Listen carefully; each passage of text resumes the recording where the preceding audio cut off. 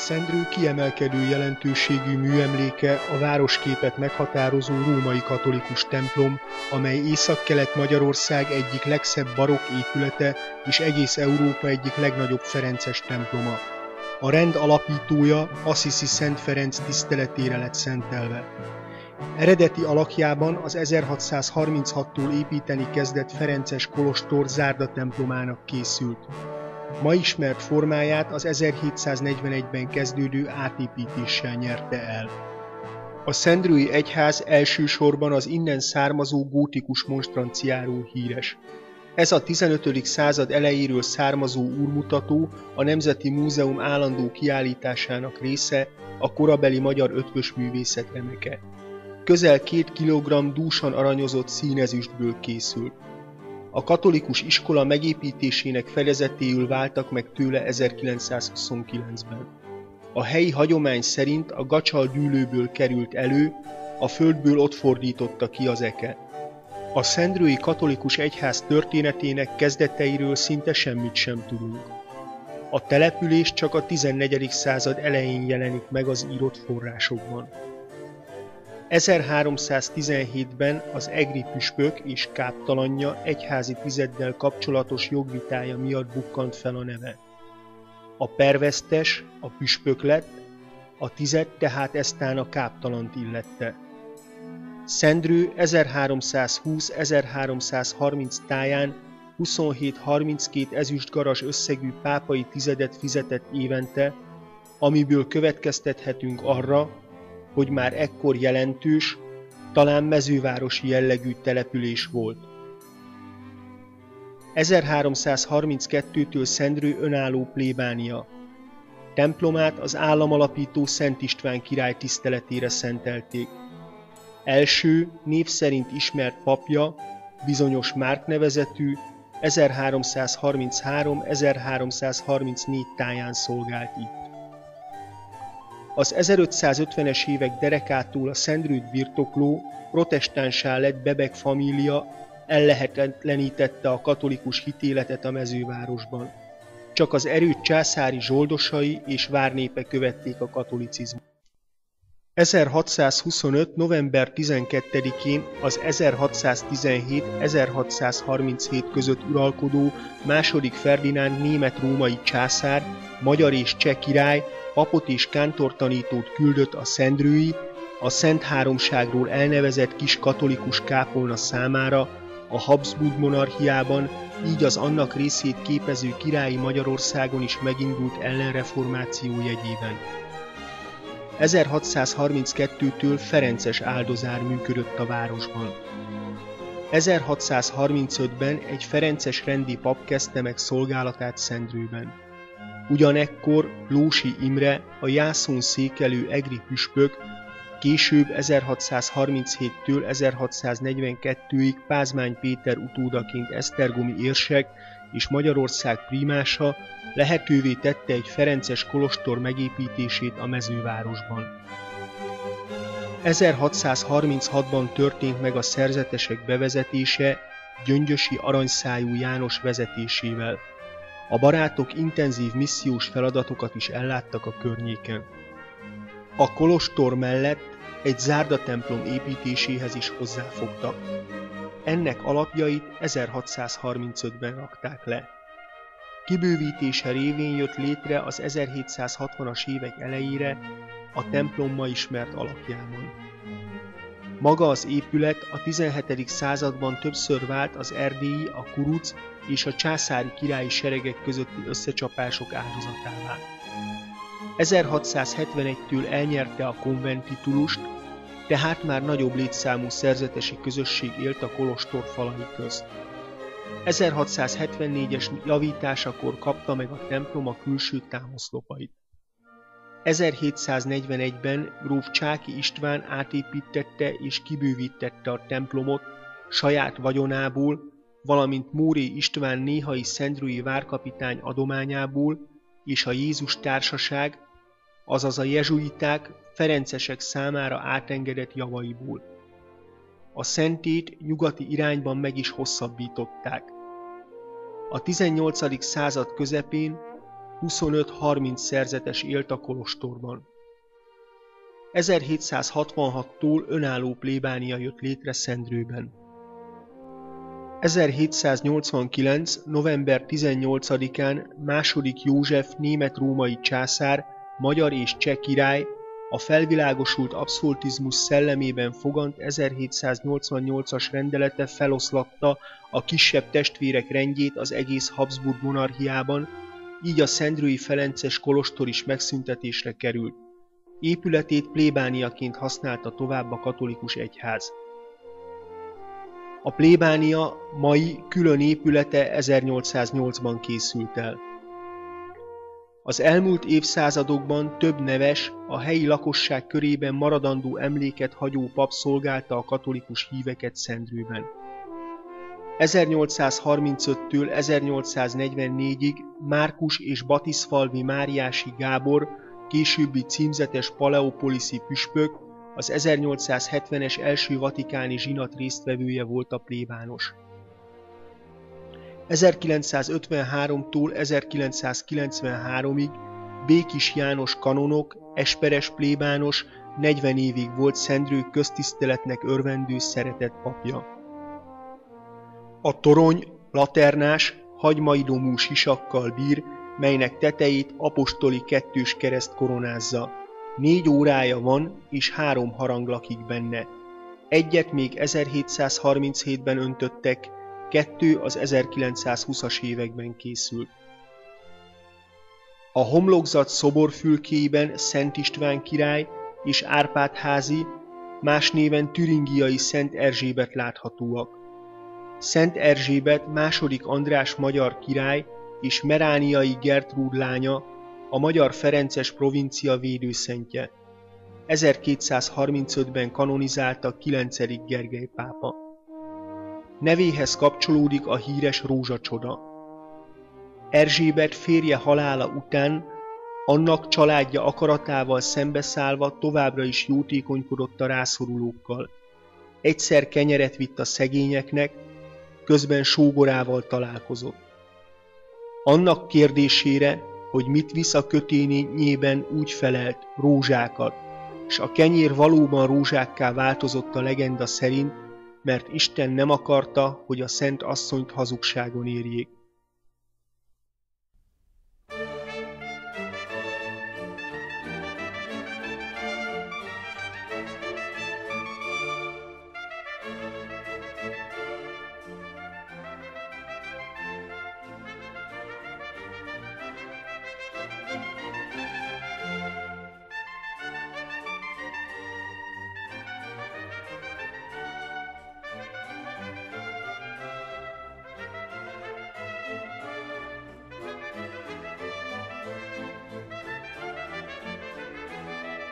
A templom barokk stílusban épült. E stílus eszmei hátterét a katolikus egyház által indított ellenreformáció hivatalos szóhasználatában a katolikus megújulás adta. A katolikus megújulás céljai egyrészt a reformáció következtében elveszített hívek visszaszerzése, másrészt a megmaradt nyáj hitében való megerősítése voltak. A barokk építészet legfőbb alkotásai egyértelműen a templomok. Ezek a monumentális építmények rendkívüli díszítettségükkel az egyszerű hívőket voltak hivatottak elkápráztatni. Az első barokk stílusban épült templom a Vignola tervezte római Il Gesù volt. A barokk legfőbb stílusjegyei a mozgalmasság, dinamizmus, monumentalizmus, heroizmus, patetizmus, meglepetés, az illúzió valóságként való beállítása, dekorativitás, titokzatosság, misztika, komplexitás, bonyolultság, erős kontrasztok, látványosságra való törekvés, túldíszített formák.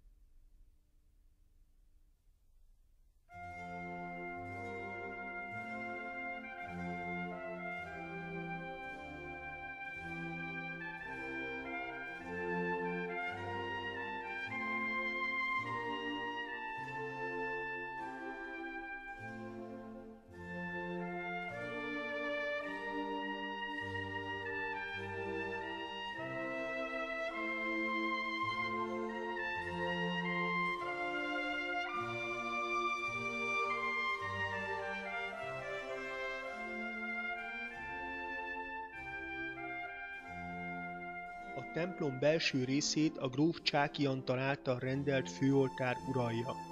Ez és a Szent Anna, a Páduai Szent Antal és a lorettói mellékoltárok a jóhírű kassai Hartmann József műhelyében készültek.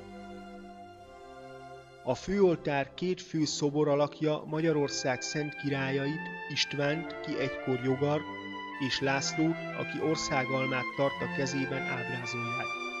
Összesen 12 kisebb és nagyobb angyalszobor, szeráf és puttó ékesíti a főoltárt.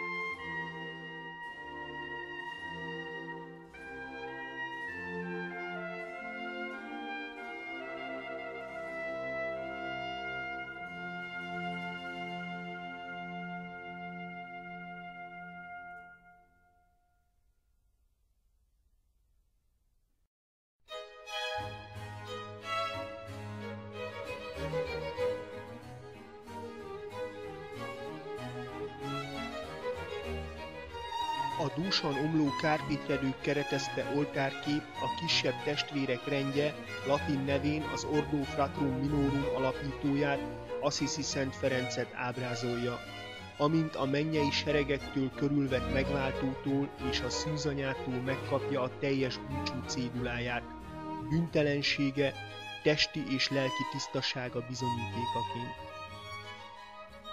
Az oltár hátsó része és a díszes tabernákulumot tartalmazó eleje között átjáró van a ferences liturgikus szertartások számára. Két oldalt nyitott gyóntatószékek keretezik.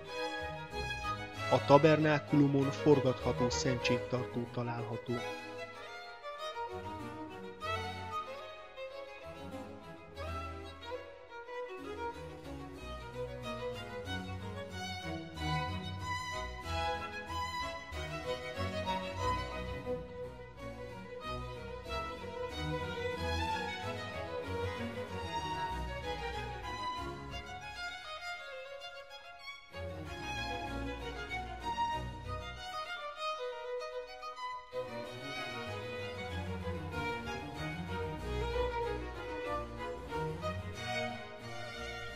A mellékoltárok állításának szokása a 7. századtól jelent meg Nyugat-Európában a magánmisék tartásának elterjedése miatt. A főoltártól jobbra a Szent Antal mellékoltár látható. Oltárképén az 1232-ben kanonizált Páduai Szent Antal egyháztanító a gyermek Jézus előtt térdel, akinek angyal ajánlja figyelmébe őt.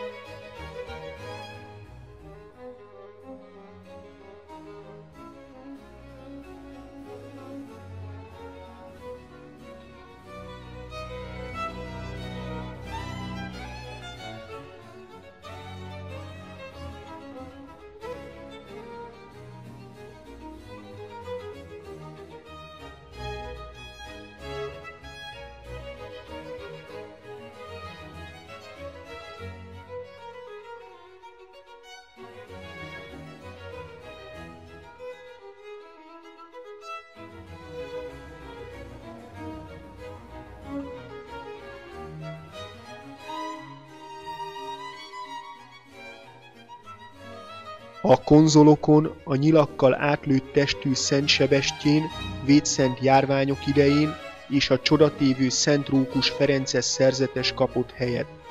Az oromzaton pedig Borromeó Szent Károly bíboros érseknek, az ellenreformáció nagy alakjának képe látható, aki gyakorlatba ültette át a tridenti zsinat határozatait. A páduai Szent Antal mellékoltár oltárlapját a megrendelő levágott török fejes Csáky címere díszíti.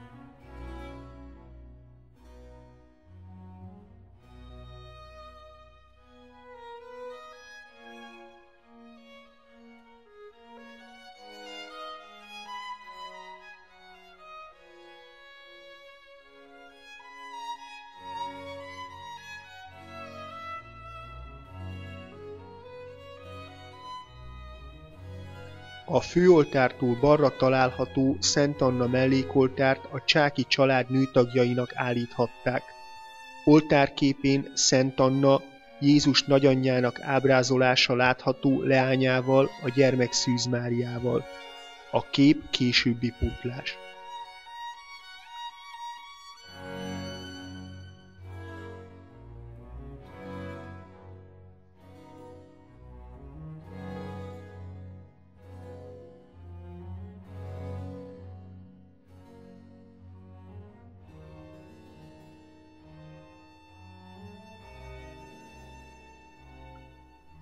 A konzolokon Assisi Szent Klára, a Clarissa apácarend megalapítója kezében eredetileg virágot tartott, míg a másik alak, Szent Ilona kezében feltehetően kereszt volt, mert ő a Szent Kereszt megtalálója, Nagy Konstantin császár édesanyja volt.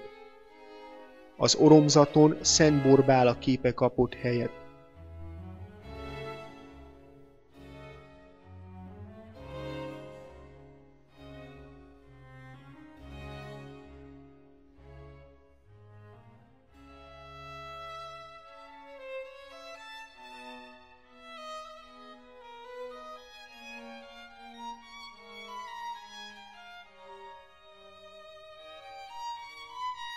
Oltárlapján, menzáján, különlegességként egy ferences templomban a jezsuiták betűcímere, az IHS monogram látható.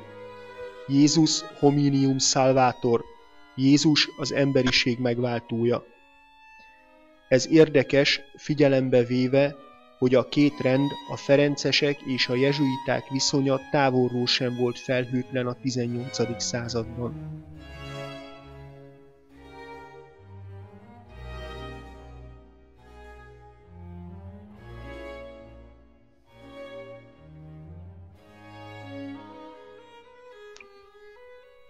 Szintén a Hartmann műhelyből származik a lorettói Szűzanya mellékoltár, mely Tiszta Pál megrendelésére készült, oltárlapján a Tiszta család címerpárjával. Az oltár képe a lorettói kegyszobor felöltöztetett Szűz Mária ábrázolása alapján készült. Ezen az itáliai búcsújáró helyen Szűz Mária márványba foglalt egykori názáreti háza áll a bazilika közepén. A legenda szerint a Szűzanya házát a muszlimok elől 1291-ben angyalok menekítették a dalmáciai Terszató városába. A helyiek elbizakodottsága miatt azonban 1294-ben tovább vitték a lorettói dombra.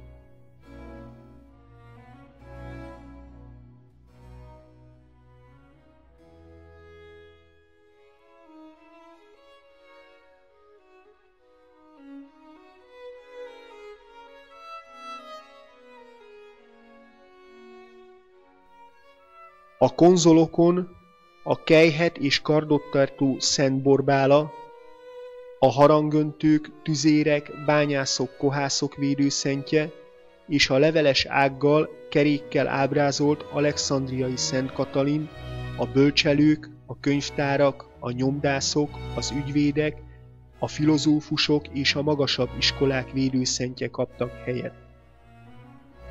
Ők a 14 segítő szent, a Quattordecim Auxiliatores közé tartoznak. A segítő szentek a Krisztus utáni első századok keresztény vértanúi, akiket mindig együtt hívnak segítségül.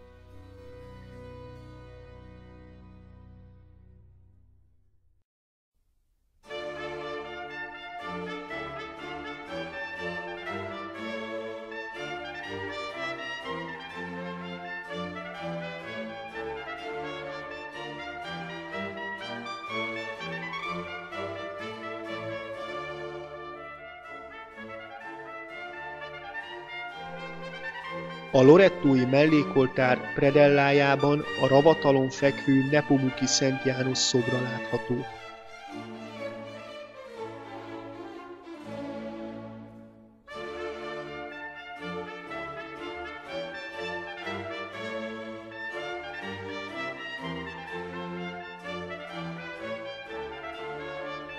A két kis elülső mellékoltár a közelmúltban került felszentelésre.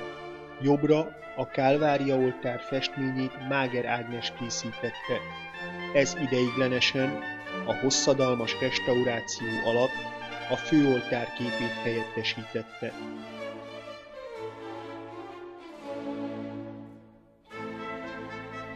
A balra található Isteni Irgalmasság oltára Jézus képe a krakói Isteni Irgalmasság kápolnájából származó adomány.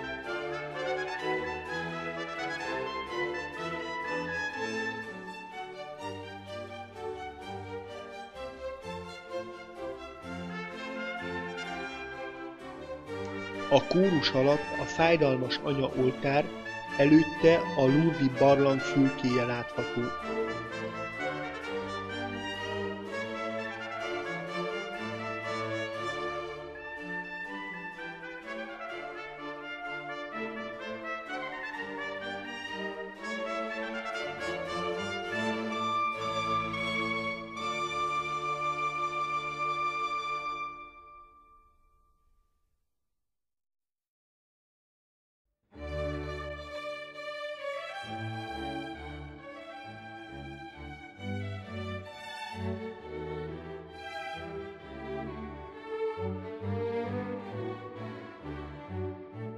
A Fájdalmas Anya mellékoltár feltehetően 1773-ból származik, fából készült, igen jó állapotban maradt fenn.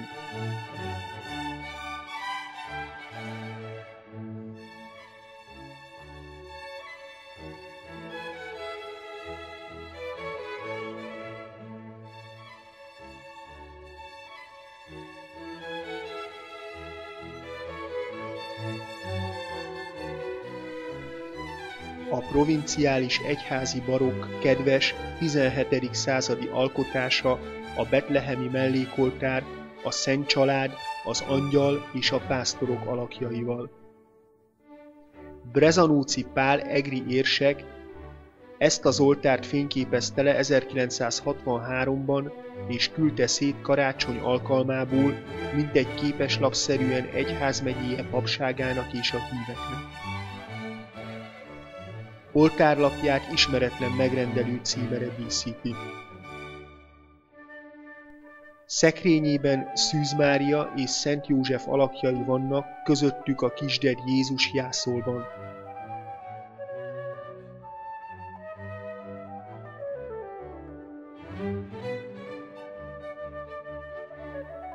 Két oldalát egy-egy németes viseletű, a megváltónak hódoló pásztor szobra ékesíti. A templomban 3 ritka, 18. századi apácák által készített erekjetartó is megcsodálható. Egy a főoltáron, mely a Landshuti kegyhely szűzanya képét ábrázolja, 2 pedig a Szent Anna mellékoltáron látható. A római katakombákból előkerült vértanú maradványokat az úgynevezett katakombai szentek relikviáit tartalmazzák, melyeket Róma küldött szét Európában a katolikus egység jeleként.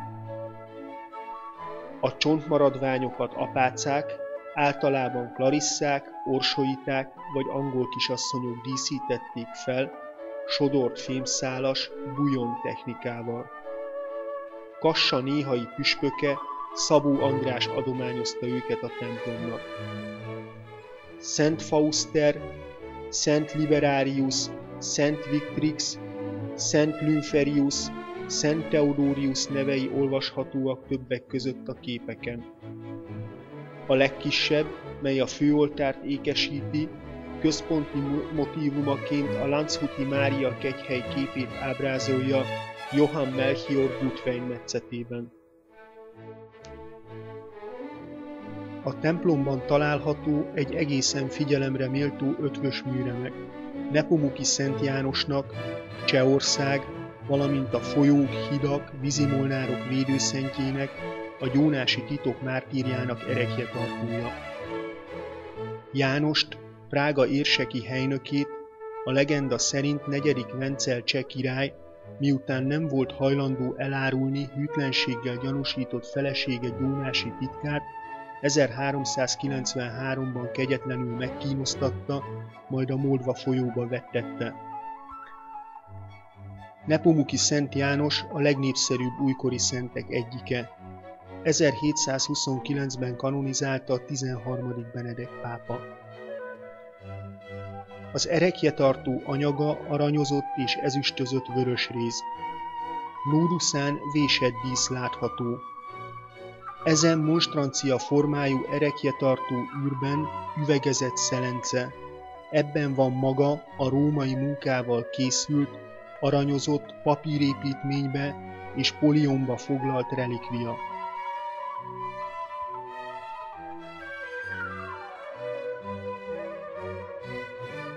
Víves ötvös munka a főoltár 2 bronz 1636-ból származó gyertyatartója.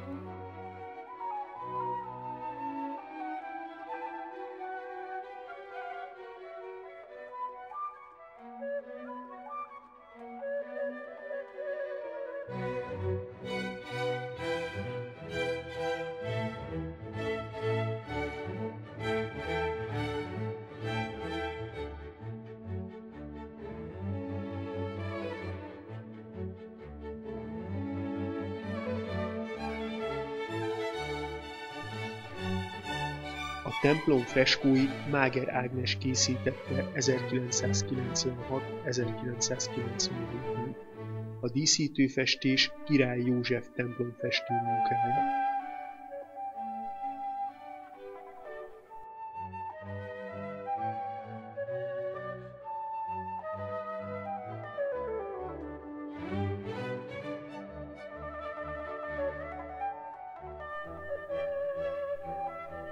A szentély fölött a Szent Háromság látható 4 sarkában a 4 evangélista, Máté, Márk, Lukács és János állandó attribútumaikkal, az angyallal, szárnyas oroszlánnal, a bikával és a sassal.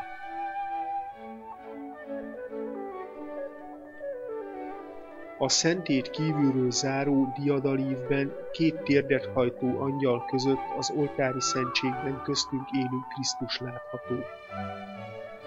A templomhajót a szentétől a főbejárat felé haladva a következő freskók díszítik. Az angyali üdvözlet,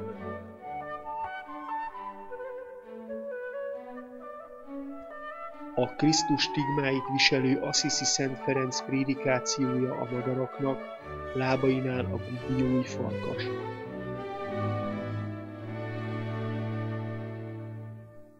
A kórus fölött a megváltó feltámadása látható.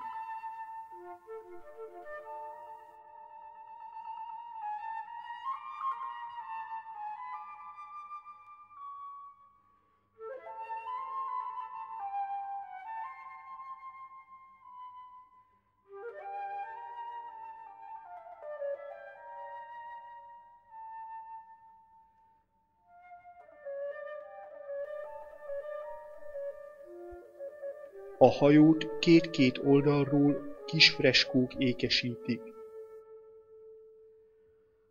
Szűz Mária látogatása Erzsébetnél, az Úr Jézus születése, a három királyok hódolata, a Szent Család menekülése Egyiptom földjére, a megváltó az olajfák hegyén, a Golgota, Jézus levétele keresztről és testének sírba helyezése.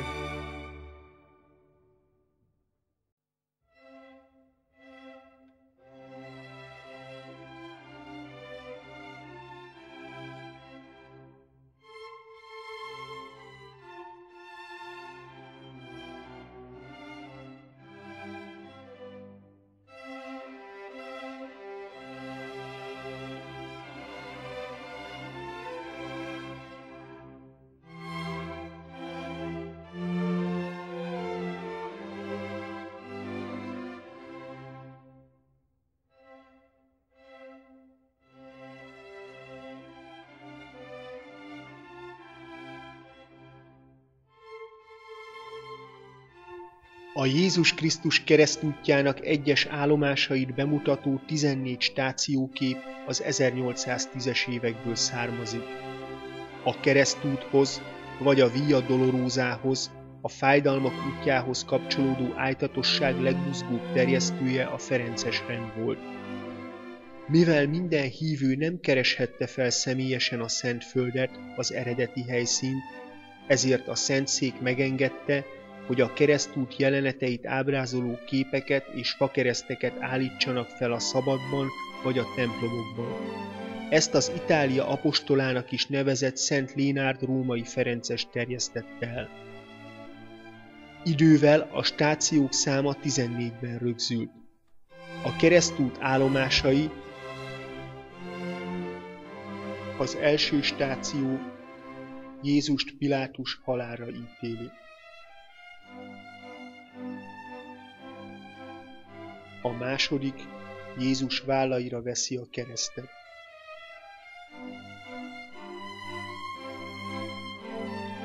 A harmadik, először esik el.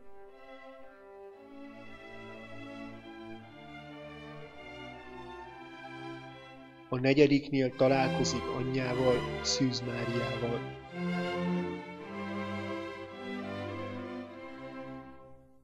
Az ötödiknél Kirenei Simonnal vitetik a keresztet.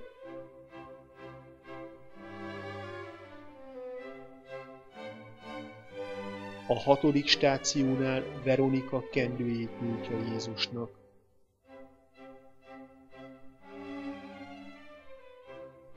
A hetedik stáció másodszor esik el.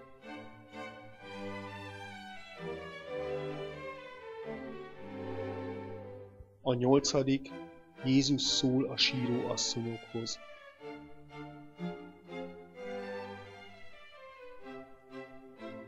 A kilencediknél harmadszor esik el.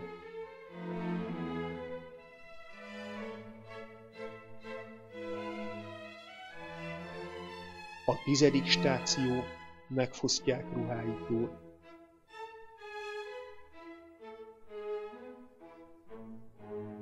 A 11.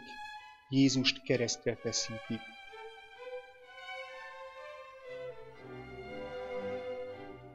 A 12. stáció, meghal a kereszten.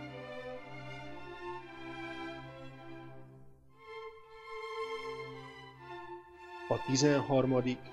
Jézust leveszik a keresztről.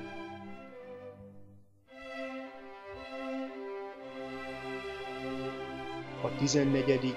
az utolsó stáció pedig a megváltót a sírba teszik. Az ovális alakú, Árpád-házi Szent Erzsébetet ábrázoló festmény adományként került a templomba. 17.-18. századi eredetűnek tartják.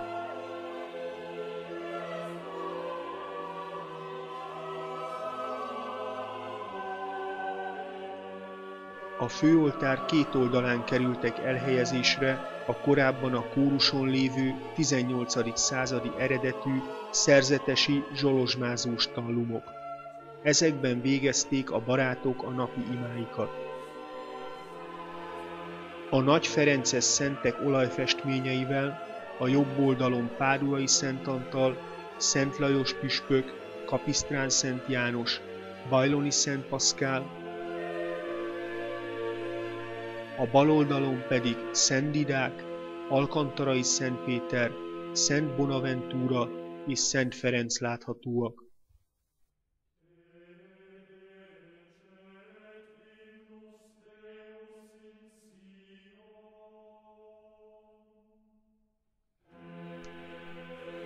A templom töredékes keresztelőkútja az 1580-1642 között élt Lósi Imre esztergomi érsek, korábbi egri püspök, Pázmány Péter bizalmasának ajándéka.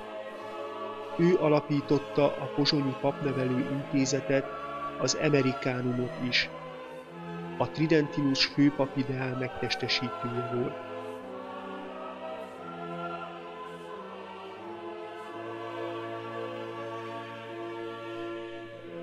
A cob stílusú másik keresztelőkút Fuchs Ferenc az első egri érsek ajándéka.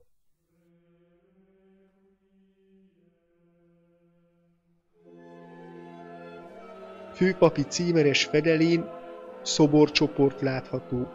Keresztelő Szent János megkereszteli Jézust. Feltehetően Fuchs Ferenc adományából származik a templom könyveinek jelentős része is.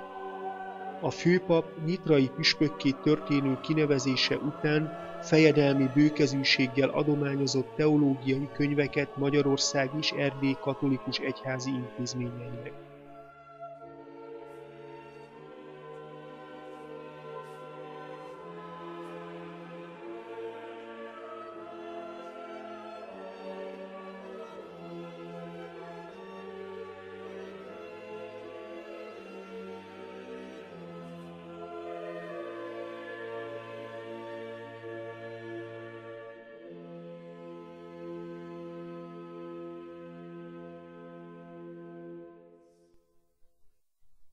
Az 1970-es évek elejéről ered a szembemiséző oltár és a felolvasó.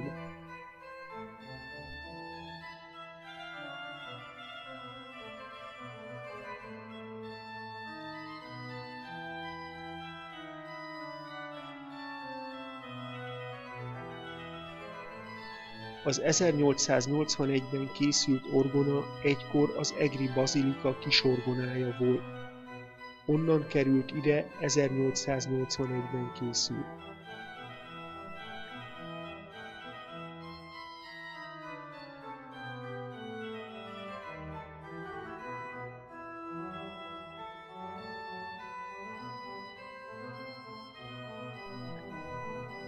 A kórus előtt elhelyezett szűzanya szobor 18. századi munka.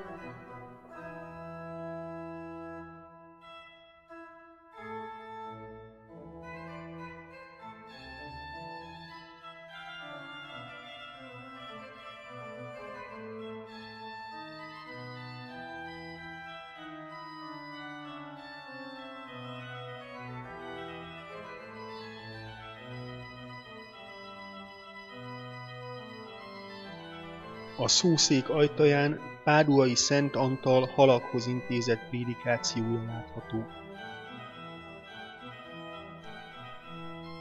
A sekrestye előterében az 1729-ben kanonizált Nepomuki Szent Jánosnak, Prága vértanú érseki helynökének, Csehország védőszentjének, az egyik legnépszerűbb újkori szentnek, a Gyónás mártírjának, korábban a templomkertben álló 1773-ban készült szobra látható.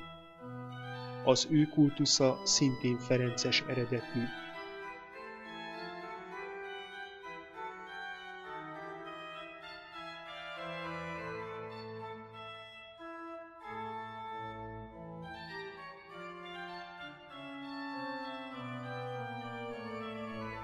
Figyelemre méltó a sekrestjében álló eredeti barokk sokfiókos szekrény is.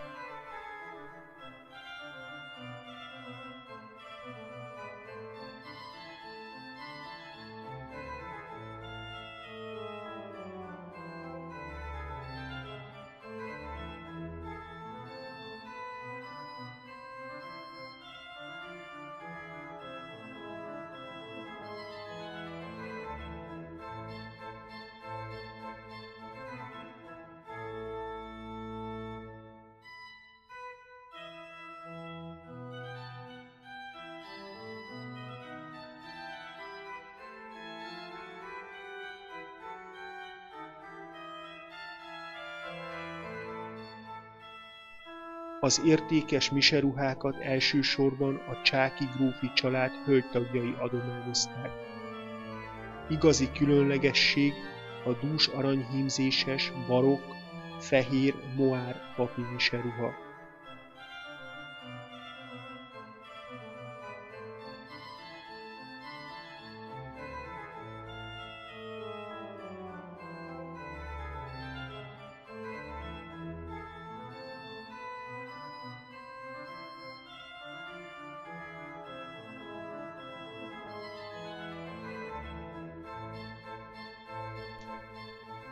Figyelemre méltó a templom könyvgyűjteménye, mely elsősorban 18. századi kiadású, latin nyelvű teológiai munkákat tartalmaz. Legértékesebb darabja a restaurálásra szoruló, aranyszájú Szent János, görögül Ioannis Chrysostomosz, élt 347 és 407 között, konstantinápolyi érsek, egyházatya, egyháztanító, a korai kereszténység legnagyobb szónoka, homíliáinak, azaz evangéliumi szövegrészlet kommentárjainak és szermói, vagyis prédikációi gyűjteményének harmadik és negyedik könyvét tartalmazó 1588-as bázeli kiadása. Az eredeti görög nyelvből fordította és összeállította Franciscus Accoltus, 1417-1488 itáliai humanista író, műfordító, jogász, Desiderius Erasmus Roterodamus, vagyis Rotterdami Erasmus 1466-1536, németalföldi humanista tudós, Ágoston-rendig szerzetes, filozófus, teológus, Germanus Brixius, Germain de Brie 1490-1538, reneszánsz francia humanista tudós, költő, és Theodorus Gaza vagy Theodoros Gazis Thessalonikeus 1398-1475 görög humanista, a bizánci úgynevezett Paleologos reneszánsz egyik vezető alakja, aki az elsők között Itáliába áttelepült bizánci tudósok egyike, személye és munkássága jelentős lökést adott a reneszánsz kibontakozásához. Kiemelkedő jelentőségű műfordítói tevékenysége görögből latinra, Arisztotelész neves tolmácsolója volt.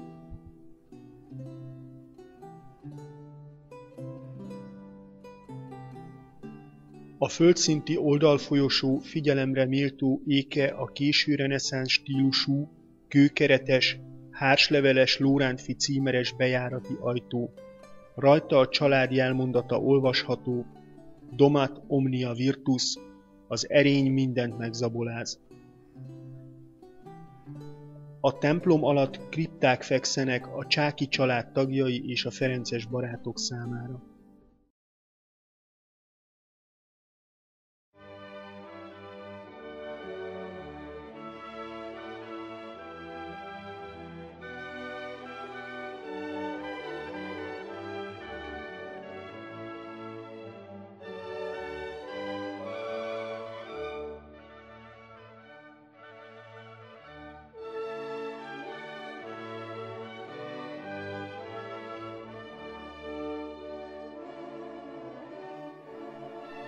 A szendrői római katolikus templom a helyiek számára sokkal több, mint a dicsőséges történelmi múlt puszta emléke vagy csodálatos műkincsek tárháza. Ez a templom a mai napig az itt élő katolikusok hitének szimbóluma és közösségünk élő központja, mely hosszú-hosszú évszázadok óta kíséri el az egyént életének nagy fordulópontjain, a keresztelőtől a házasságkötésen át egészen az e világtól való búcsúzásig.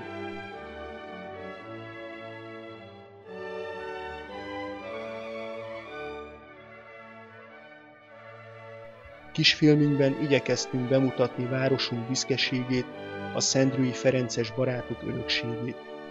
Reméljük, kedves nézőinket munkánkkal el tudjuk csábítani egy személyes látogatásra is.